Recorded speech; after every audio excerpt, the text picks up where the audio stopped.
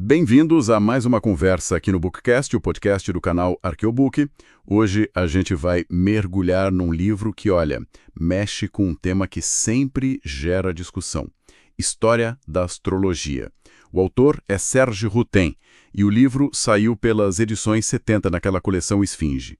A proposta do Routin, já na largada, é bem ousada. Ele quer investigar a fundo o que ele chama de o problema da astrologia, né, essa prática milenar.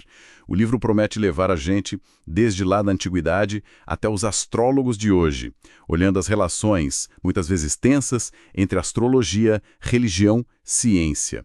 Ele até se propõe a mostrar argumentos prós e contras, e é curioso ele destacar que a astrologia e a astronomia andaram juntas até o século XVII, e como hoje ela vive esse renascimento no Ocidente. Para a nossa conversa de hoje, especificamente a gente vai focar na introdução, que tem aquele título provocador, pró ou contra, e na primeira parte inteira do livro, que o Routin chama de apresentação da astrologia. É isso, não vamos além disso hoje. Ok, então, vamos lá. Como será que o Routin navega esse campo minado logo de cara? Um tema tão polarizado. Ele já começa apontando uma coisa interessante. Parece que todo mundo acha que sabe o que é astrologia. Tem aquela imagem, né, que ele cita com ironia, do astrólogo de chapéu bicudo com estrelas. Mas, tirando esse folclore, o que de fato se entende por astrologia? Exatamente. E ele, logo de cara, identifica duas posturas bem diferentes no público. Por um lado, o que ele chama de atitude popular. É aquela aceitação meio familiar, sabe? Muito vinda dos horóscopos de jornal, de revista. A ideia básica é: seu destino está nas estrelas. Isso leva muitas vezes a um fatalismo, às vezes meio ingênuo. As pessoas ficam esperando o que foi previsto ou baseiam decisões sérias, tipo negócios, casamento, em consulta astrológica. É uma confiança quase cega, né? Uhum. E do outro lado tem a atitude cética. Essa é mais comum em quem tem mais estudo formal, uma cabeça mais racionalista. Aí a astrologia vira piada. O Routin até cita aquela definição do Flaubert, bem ácida: astronomia, bela ciência, útil só para a marinha. E quanto a isso, rir da astrologia. Captura bem esse desdenho, né? Fica claro o beco sem saída que ele aponta. É quase impossível discutir o assunto sem cair ou na defesa cega ou na crítica demolidora. E ele defende: antes de julgar, a gente precisa de objetividade. Precisa definir o que é astrologia do mesmo jeito que a gente faria com democracia, sei lá, para saber do que a gente está falando. E é justamente essa busca por clareza que organiza o livro todo. A estrutura que ele monta é para construir esse entendimento. A primeira parte, que é o nosso foco hoje, serve exatamente para isso: apresentar os objetivos, os métodos, o que a astrologia se propõe a fazer. As outras partes, que a gente não vai ver agora, vão tratar da história, dos problemas, da relação com ciência e religião. Importante isso que ele fala, né? A intenção declarada é dar o dossiê histórico, apresentar os fatos, os conceitos, mas deixar a conclusão para o leitor. Então, com isso em mente, vamos mergulhar nessa primeira parte para ver as bases que ele estabelece, começando pelo capítulo 1, Objetivos da Astrologia. A pergunta aqui é: afinal, o que a astrologia quer ser? O Routin já joga na mesa aquele ditado em latim: Astra inclinant non necessitam. Os astros inclinam, mas não obrigam. Ele até menciona que o Jung, o psicólogo, concordava com essa ideia. Sugere uma influência, uma tendência, não um destino cravado na pedra. É interessante como isso se liga a outra imagem que o Routin traz: a de que nascemos num tempo e lugar específicos como um vinho de uma safra. Teremos as qualidades daquele momento cósmico. Nessa visão mais, digamos, filosófica, a astrologia seria um mapa de potenciais. Mas aí o Routin contrasta isso com a tendência forte, popular e até histórica a um determinismo bem mais rígido. Ele encontra essa visão fatalista lá em Heródoto, na Grécia Antiga, que já notava a crença de que o dia do nascimento selava a sorte da pessoa. E para uma definição mais formal, ele cita uma tal de Marianne Verneuil. Sim. Segundo ela, a astrologia seria a disciplina que busca descobrir, estudar e usar as relações constantes que supostamente existem entre o estado do céu, os movimentos dos astros e o que acontece aqui na Terra. O conceito-chave, então, é correspondência. Exato. A premissa básica, segundo Hutton escreve, é essa: o que acontece lá em cima tem um reflexo, uma contraparte aqui embaixo. A gente observa o céu e vê padrões, ciclos regulares nos astros. A astrologia, então, parte do princípio que essas regularidades celestes se traduzem em repercussões também precisas e significativas na natureza e nos assuntos humanos. É como se a ordem cósmica fosse uma chave para entender a ordem terrestre. É aí que entram os elementos mais conhecidos, zodíaco, casas. Ele menciona um Adolf Grad que via a astrologia como ciência do tempo, com o Sol percorrendo uma zona de fenômenos energéticos. Como funciona essa estrutura? Bom, o zodíaco é basicamente aquela faixa no céu por onde o Sol, a Lua e os planetas parecem se mover do nosso ponto de vista aqui da Terra. A astrologia divide essa faixa em 12 partes iguais, de 30 graus cada. São os signos que a gente conhece: Carneiro, Touro, Gêmeos, etc. E para fazer o mapa astral de alguém, o astrólogo considera o lugar exato do nascimento como centro e mapeia onde os astros estavam nesse zodíaco em relação ao horizonte local e aos pontos cardeais celestes. O livro até lista os 12 signos, com as datas aproximadas e os símbolos. Mas aí o Hutton faz um alerta, que me pareceu bem importante para evitar confusão. Sim, e é um ponto técnico, mas fundamental. O Hutton bate na tecla não confundir os signos astrológicos com as constelações de estrelas que têm o mesmo nome. Por causa de um fenômeno astronômico real, a precessão dos equinócios, que é tipo um bamboleio bem lento do eixo da Terra, o ponto de partida do zodíaco, o equinócio de primavera no hemisfério norte, que marca o início do signo de Carneiro, vai se deslocando devagarinho em relação às estrelas fixas ao longo de séculos. Então, peraí, para ficar bem claro, quando a astrologia ocidental hoje diz que o Sol está em Carneiro, ela está falando daquele primeiro pedaço de 30 graus da trajetória do Sol a partir do ponto do equinócio, e não que o Sol está lá junto das estrelas da constelação de Carneiro. Exatamente isso. Hoje em dia, por causa dessa precessão, quando o Sol entra no signo de Carneiro, na verdade ele está passando na frente da constelação de Peixes. É desse deslocamento lento que vem toda aquela conversa de eras astrológicas, tipo a era de Aquário.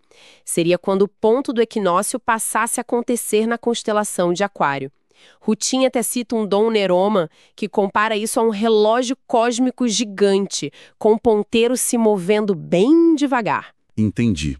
Além dos signos que mapeiam a trajetória anual do Sol, Hutton fala da esfera local, o céu visto do lugar onde a pessoa nasceu. O horizonte divide o céu e tem aqueles 4 pontos: ascendente, descendente, meio do céu e fundo do céu. São eles que definem as casas astrológicas, certo? Correto.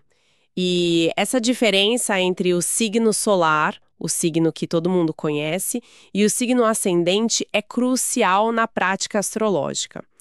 O ascendente é o signo que estava literalmente subindo no horizonte leste, naquele lugar e naquela hora exata do nascimento.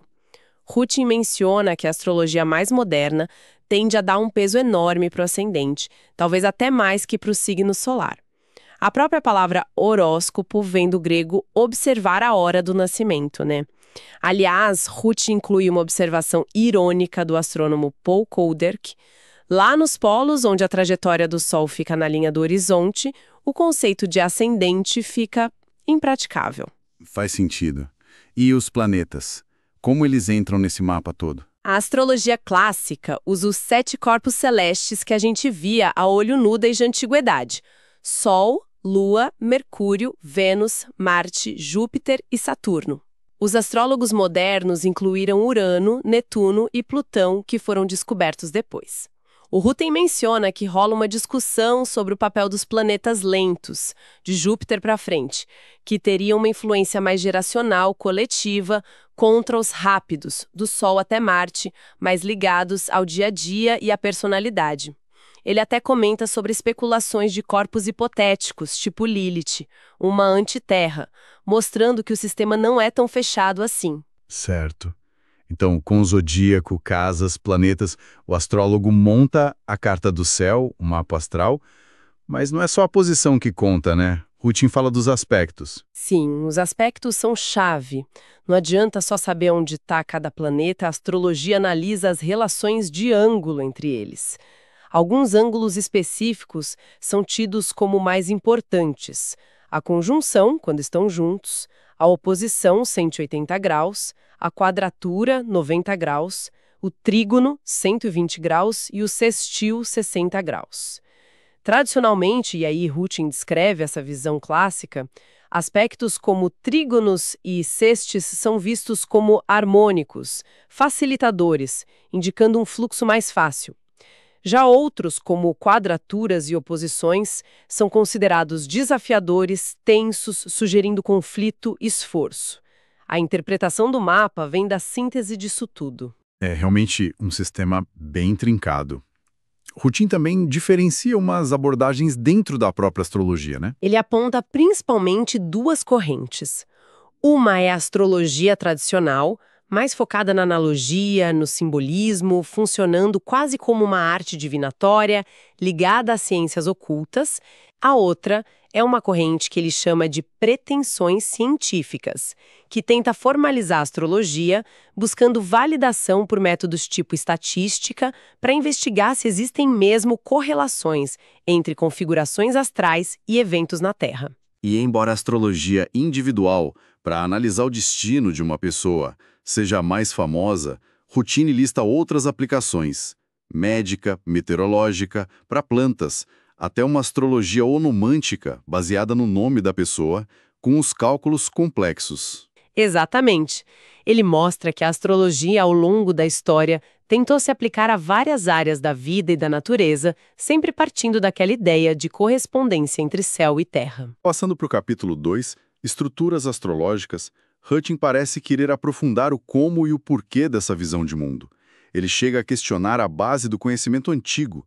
Será que os primeiros astrólogos entendiam mesmo a natureza física dos astros como a gente entende hoje? A menos, ele pondera, citando outras fontes, que a gente aceite a ideia de civilizações antigas super avançadas. É uma questão interessante que ele levanta sobre as origens. Mas o foco aqui é na atitude astrológica. Rutin cita de novo Dom Nehoman para expressar a visão central.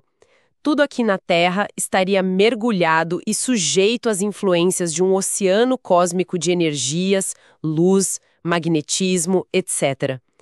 Essa ideia de conexões ocultas, na visão que Rutin apresenta, liga a astrologia a outras práticas tradicionais baseadas em correspondências, como ler o rosto, fisionomia, as mãos, quirologia ou usar oráculos como o tarô.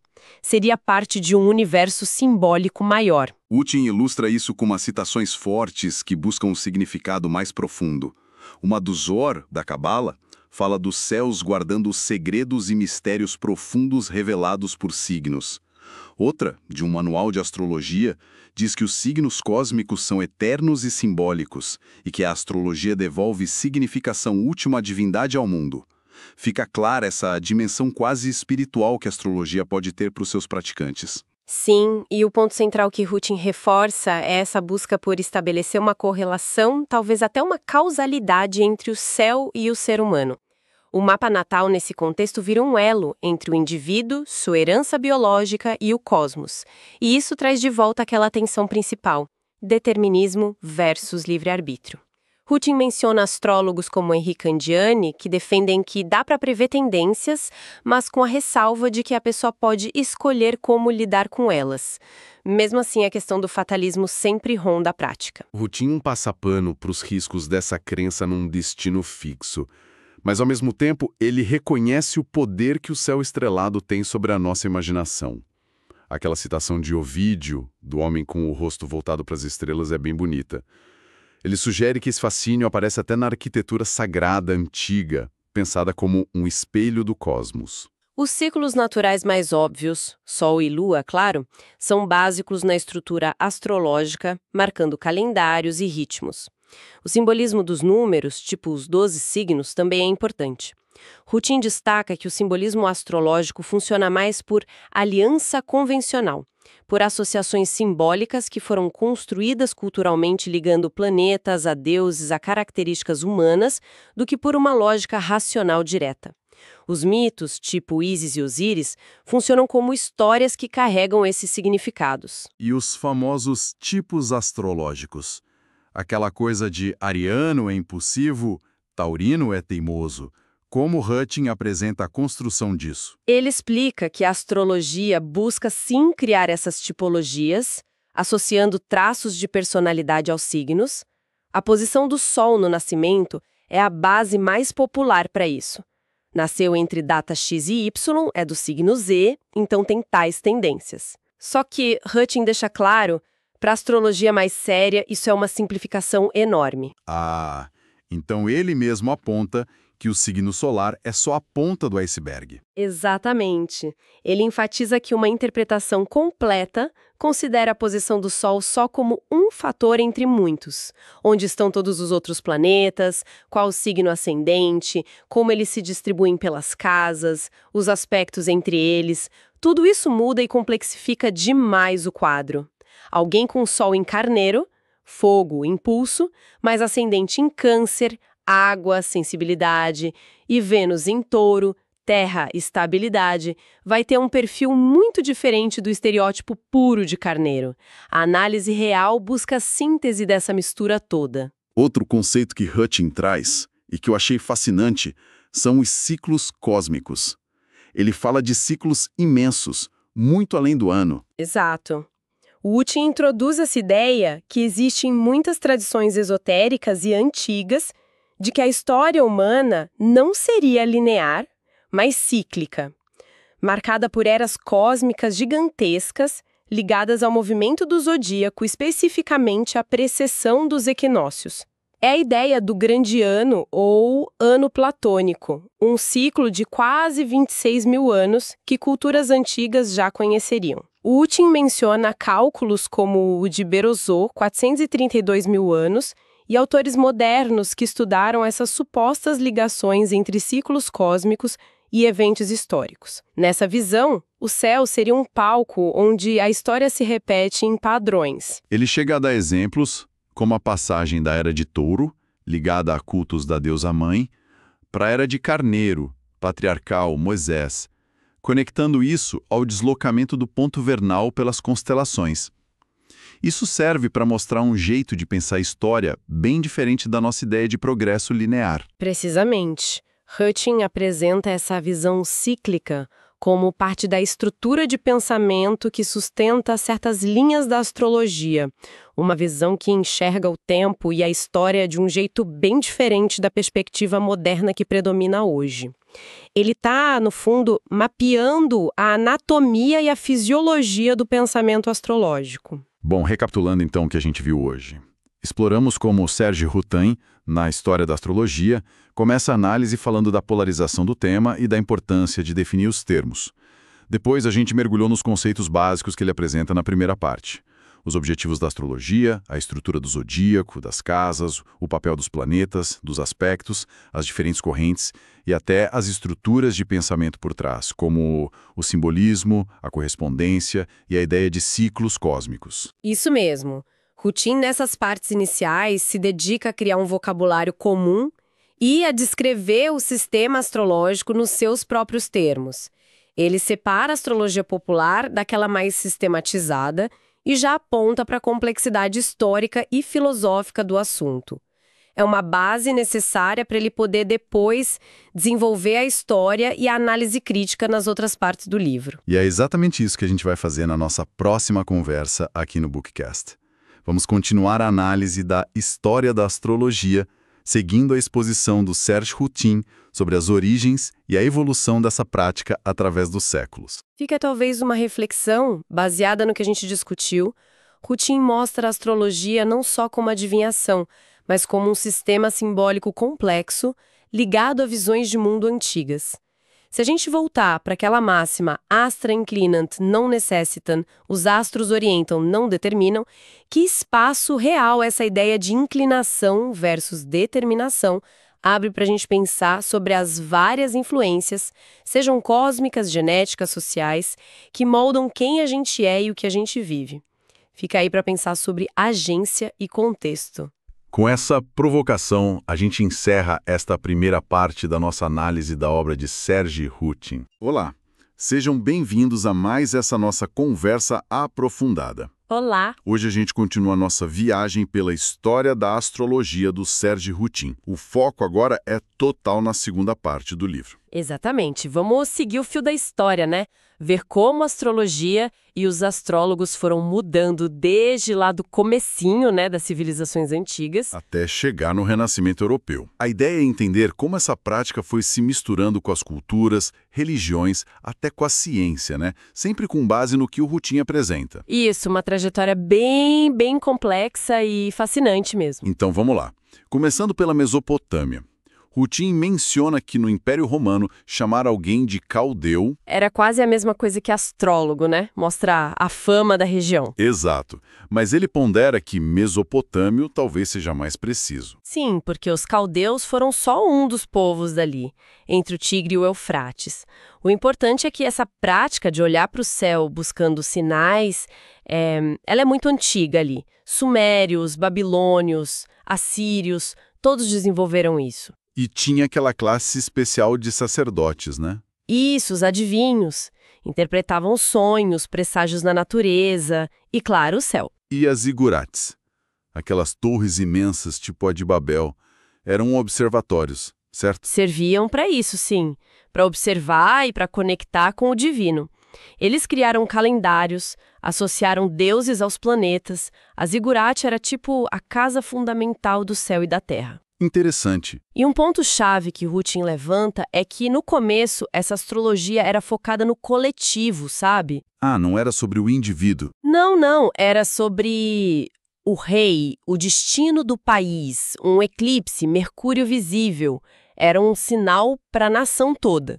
O livro até traz exemplos de mensagens tipo Mercúrio está visível, sinal de paz para o rei. Que diferente do que a gente pensa hoje. Totalmente. A ideia do horóscopo pessoal, para a pessoa comum, isso só veio bem depois. Lá por 250 a.C., mais ou menos. As tábuas de Assurbanipal de 700 a.C. já mostram um sistema bem elaborado, mas ainda nesse foco mais coletivo. Entendi. Saindo da Mesopotâmia. Egito. Hutin dá a primazia para a Babilônia. Mas o Egito também não era forte nisso. Com certeza era. Ele menciona Clemente de Alexandria falando dos astrólogos egípcios e como a prática se misturava com outras artes, digamos, ocultas. Tem aquelas imagens fortes, né? Sim. Tipo a serpente que morde a cauda, o Ouroboros, que Eusébio descreve, simbolizando o ciclo eterno. E Plutarco dizendo que os egípcios viam os astros como partes do corpo do mundo. Uma visão bem integrada. Muito! E essa conexão cósmica parece ter levado ao individual aos poucos. Um fragmento hermético que Hutin cita já liga planetas a guerras, pestes. E Diódoro da Sicília fala que eles já olhavam os planetas no nascimento para prever o destino, o começo do determinismo astral aplicado à pessoa. E as pirâmides? Entram nessa história. O livro menciona umas teorias. Menciona sim, como a do Dom Neruman, de que a Grande Pirâmide teria conhecimentos astronômicos codificados. Hutin apresenta com uma certa reserva, mas o conhecimento astronômico deles era inegável. O calendário sotíaco, por exemplo. Exato, baseado em Sírios, e a divisão do céu nos decanos eram 36 partes do zodíaco, cada uma governando uns 10 dias, com influências específicas. E o famoso zodíaco de Dendera. Aquele relevo. É um exemplo visual incrível, mas Hutin acha que os 12 signos como a gente conhece hoje, no Egito, talvez sejam mais tardios, da época ptolomaica, influência grega, talvez. Entendi. E tinha astrologia médica muito forte, e a figura de Hermes Trismegisto, claro, ligando tudo, astrologia, alquimia, magia. A influência egípcia foi se somando à babilônica. E quanto aos hebreus? Tinha astrologia na Bíblia, segundo Rutin? Bem, o conhecimento dos ciclos do Sol e da Lua era essencial para eles, claro, mas o autor acha que não dá para fazer uma ligação direta entre as 12 tribos e os 12 signos. Apesar de algumas interpretações, tipo na visão de Ezequiel, Isso. A hipótese mais provável, segundo ele, é que o contato com outros povos, principalmente no cativeiro da Babilônia, tenha introduzido ou pelo menos popularizado mais a adivinhação pelos astros entre eles. faz sentido pela influência cultural. Dando um salto agora. Índia, outra tradição super antiga. Qual a visão do Rutin sobre a origem lá? Ele sugere que, apesar de antiga, a astrologia indiana como a gente conhece hoje parece ter recebido bastante influência da Babilônia e principalmente da Grécia e da Pérsia. Ah, então não seria totalmente autóctone. Parece que não. Textos como Surya Siddhanta indicariam essas conexões. Ele cita figuras importantes como Aryabhata, Brahmagupta, matemáticos, astrônomos. E o horóscopo individual na Índia já existia nos textos mais antigos, tipo os Vedas? Olha, segundo o Rutin, não. Os Vedas não falam de horóscopo individual. Isso só aparece bem depois. Talvez lá pelos séculos IV, VI depois de Cristo. Curioso. E está muito ligado à noção de karma, né? O destino sendo moldado pelas ações passadas, uma visão mais determinista conectada aos astros. O Brihat Samhita é um texto clássico importante disso. Chegamos na Grécia, onde a coisa parece que explodiu, né? Rutin cita uma definição interessante. Sim, de Boucher-Leclerc, uma religião oriental que encontrou a ciência e a filosofia gregas. Uma mistura potente. Quem teria introduzido isso lá? A tradição fala de Beroso, um sacerdote babilônico que fundou uma escola em Kos, lá por 280 C. Mas a filosofia grega deu a base conceitual, né? Pitágoras e a harmonia das esferas, Platão, Aristóteles, todos viram alguma influência dos céus no mundo aqui embaixo. Mas teve gente contra também, certo? Os céticos. Com certeza. Carneades, por exemplo, usava a lógica para questionar o determinismo. O paradoxo dos gêmeos. Nascem juntos sobre os mesmos astros, por que destinos diferentes? Já era debatido ali. Um debate antigo. Mas, apesar das críticas, eles refinaram muito a técnica. Qual era a ideia central? O conceito de simpatia ou solidariedade universal, que Rutin destaca. A crença de que está tudo interligado. O macrocosmo, o seu, e o microcosmo, a Terra, o ser humano. O que acontece lá em cima, reflete aqui embaixo. E quem foi o cara que organizou isso tudo? Ah, sem dúvida, Cláudio Ptolomeu. Viveu em Alexandria no século II d.C. O livro dele, o Tetrabiblos... Os 4 livros. Isso. Foi um manual básico da astrologia ocidental por mais de 1000 anos. Ele sistematizou o cálculo do horóscopo pela hora exata do nascimento, usou a teoria dos 4 elementos, fogo, terra, ar, água... E as qualidades: quente, frio, seco, úmido. Exato. E consolidou o uso das 12 casas astrológicas. Aqueles setores da vida. Família, carreira, saúde. Um sistema completo. E da Grécia pulou para Roma. Foi junto, muitas vezes levada por escravos gregos instruídos. Lá os astrólogos eram os matemáticos, ou ainda chaldeus. Tentaram proibir, expulsar. Mas não adiantou muito, pelo visto. Que nada, a popularidade era imensa. Tinha críticos, claro, como Lucrécio e Cícero, que não gostavam do fatalismo. Juvenal fazia sátira das mulheres ricas que consultavam astrólogos para tudo. Sempre tem a sátira, né? Sempre. Mas tinha gente séria escrevendo, como Manilius, no poema Astronômica. E a influência política era real. Trasilos foi conselheiro de Tibério. Dizem que até o imperador Augusto tinha seu horóscopo feito e usava Capricórnio como símbolo. Impressionante. E o próprio Ptolomeu, por ser um astrônomo e geógrafo respeitado, o autor do Almagesto, deu um ar mais científico para a coisa. Rutin mostra como a astrologia estava em todas as classes sociais, aparece até no Satyricon de Petrônio, e cresceu junto com os cultos de mistério, gnosticismo. E o cristianismo chegando nesse cenário. Como foi a relação? A história da estrela de Belém com os magos. É um começo irônico, né? Como diz o Boucher-Leclerc e Rutin cita. Deus usando um astro para avisar justamente astrólogos persas. Mas, no geral, a igreja primitiva se opôs fortemente. Por quê? Qual era o problema? O determinismo. A ideia de um destino selado nas estrelas batia de frente com o livre-arbítrio e a providência divina, que eram centrais para o cristianismo. Santo Agostinho é o grande exemplo disso, né? Exatamente. Rutten detalha bem. Agostinho usou a astrologia na juventude, mas depois, nas Confissões, rejeitou com força. Usou argumentos lógicos, como a questão dos gêmeos, para dizer que o destino não podia estar só nos astros. Teve gente mais tolerante, mas a condenação oficial da parte divinatória foi a regra. Entendido. Agora, um pulo rápido para a China. Marco Polo ficou espantado com os astrólogos lá. Sim, a astrologia era importantíssima na China imperial, quase até o fim, mas seguia um caminho bem diferente do nosso. A base é outra. O número 5, os elementos. Isso, 5 elementos. Madeira, fogo, terra, metal, água. Combinados com os 12 animais do zodíaco chinês, que marcam os anos, não os meses, num ciclo de 60 anos.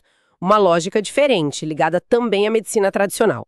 Ainda existe em alguns lugares. E do outro lado do mundo, nas Américas, antes de Colombo, maias, astecas. Desenvolveram sistemas incrivelmente complexos e precisos, segundo Rutten. É uma pena que tanto se perdeu com a conquista. O bispo Diego de Landa, que mandou queimar códices maias. Que tragédia. E ele mesmo registrou como a astrologia era fundamental para os sacerdotes. E o que a gente sabe desses sistemas? Os maias tinham um calendário de uma precisão absurda. Usavam para marcar rituais, prever coisas. A cosmologia deles tinha deuses segurando o céu nos 4 cantos, os Bacabs. Chichen Itza mostra isso, né? Pirâmide observatório. Exatamente. A pirâmide de Kukulcan, com 365 degraus. O caracol, alinhado com eventos celestes. E o sistema de calendários deles era uma loucura de complexidade. O Tonaporruali, de 260 dias. O Ab solar de 365, o ciclo de Vênus, os Catuns, uma matemática impressionante. E os Ingas também tinham sua cosmologia, claro, centrada no Sol, o Inti, simbolismo ligado aos pontos cardeais, as Pleiades, a Vênus. Rutten menciona Tiahuanaco também, na Bolívia, um lugar cheio de mistérios e teorias sobre astronomia. Fascinante essa diversidade. Voltando para a Europa, Idade Média. Rutten destaca muito o papel do mundo islâmico, né? Fundamental. Sem eles, muito do conhecimento grego teria se perdido para o Ocidente. Totalmente. Os textos gregos foram traduzidos para o siríaco, depois para o árabe, e séculos depois do árabe para o latim, lá na Espanha, na Sicília. Por isso a gente fala em astrologia árabe. Não que nasceu lá, mas floresceu e foi transmitida por eles. Foi uma época de síntese, então? Uma grande síntese. Juntaram tradições gregas, babilônicas, egípcias, persas, indianas. Os sabeus de Harran, um grupo pagão que sobreviveu ali, ajudaram muito nisso. E surgiram nomes importantes nesse período. Muitos. O tem lista vários. Mas pensando na influência posterior na Europa, podemos citar Albumazar, Albatani, com cálculos precisos, e os filósofos, né?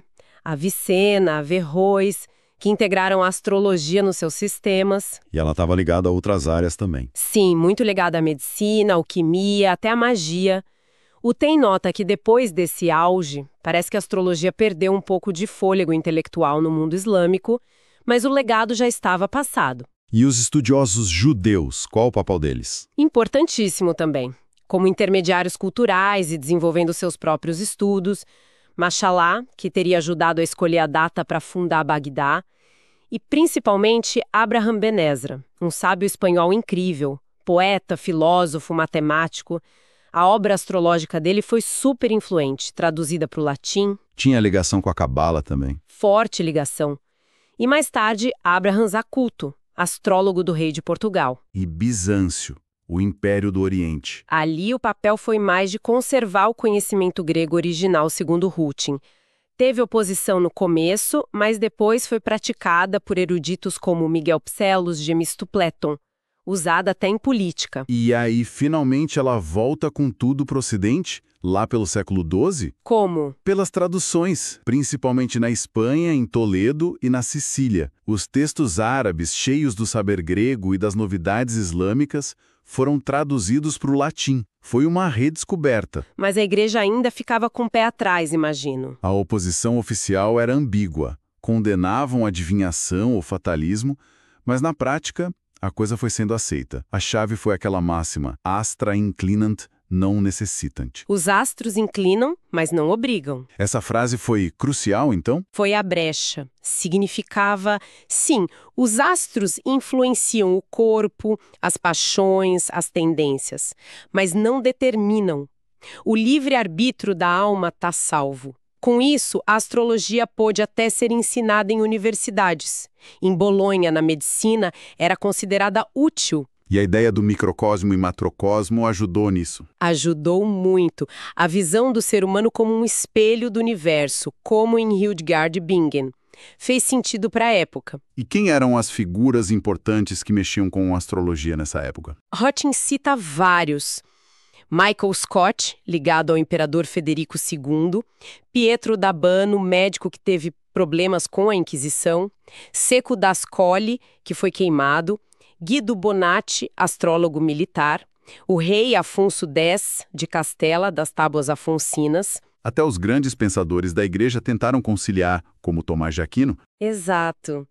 Aquino, na Suma Teológica, admitiu a influência dos céus nos corpos terrenos, no corpo humano, nas paixões, mas deixou a alma racional e o livre-arbítrio fora disso.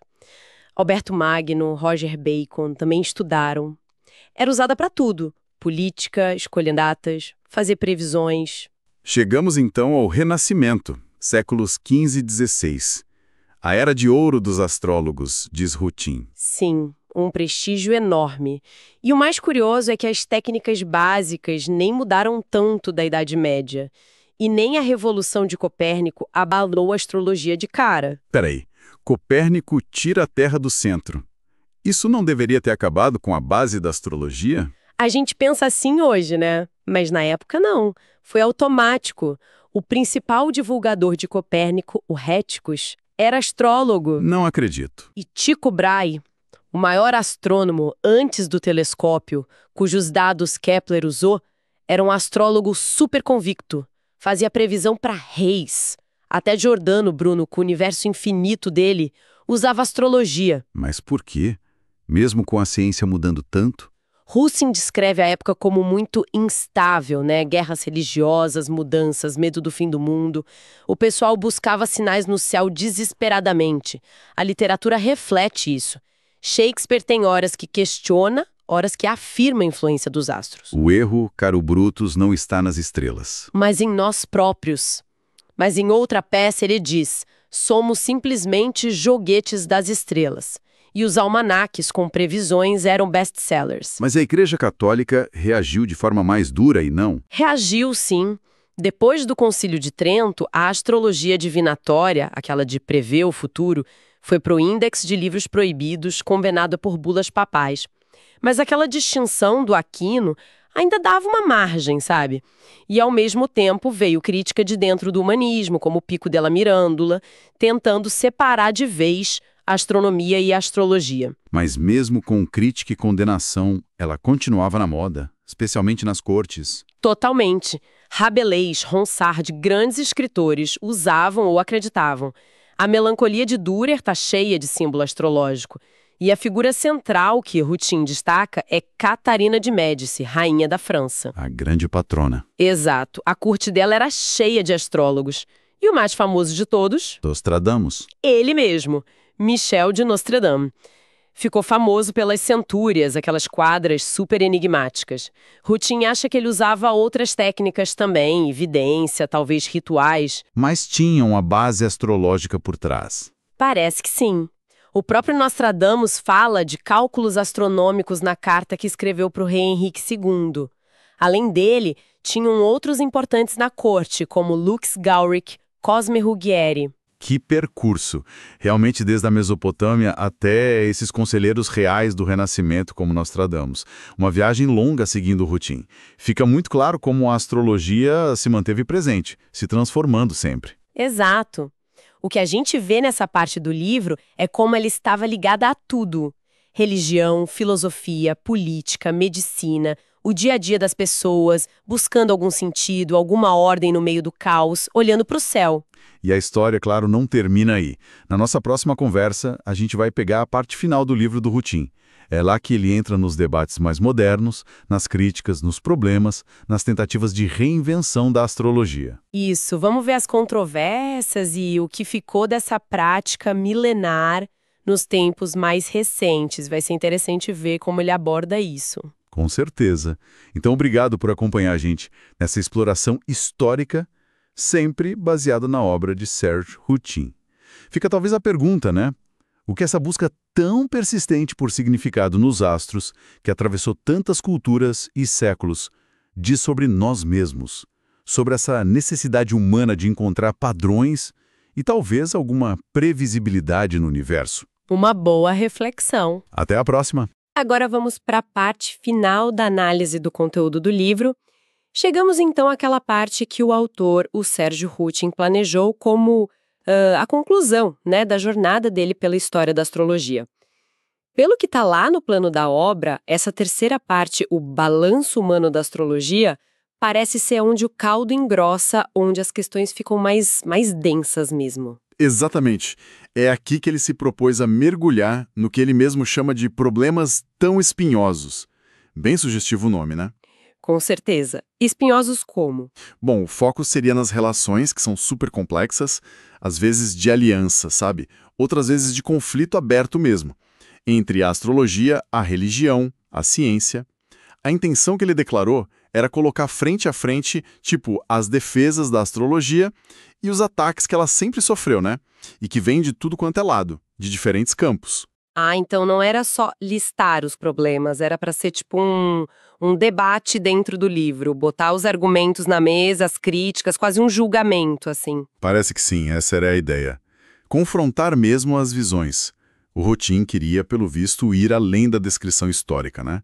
Tentar esboçar uma síntese, ou pelo menos dar elementos para o leitor fazer isso.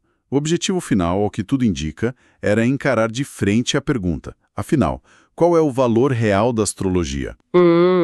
Seria só como ele diz, uma sobrevivência? Um resto de superstição antiga? Ou, quem sabe, ainda teria algum significado, alguma utilidade para as pessoas? Bom, para o pessoal do fim do século XX, né? Que foi quando o livro saiu. Essa pergunta sobre o valor é boa, porque não é só se funciona ou não, né?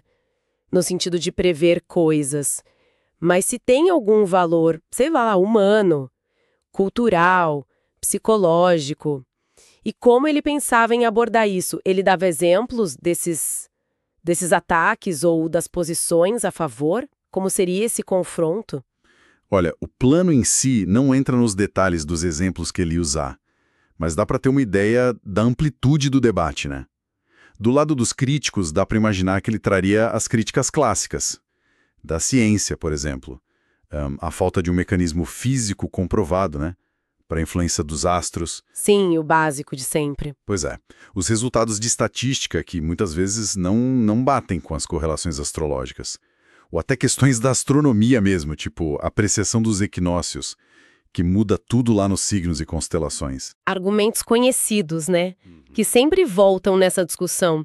E do lado da religião, porque aí a tensão também é antiga. Nossa, muito antiga. As críticas religiosas poderiam vir, por exemplo, daquela questão do determinismo contra o livre-arbítrio, sabe? Se os astros mandam, cadê a liberdade da pessoa?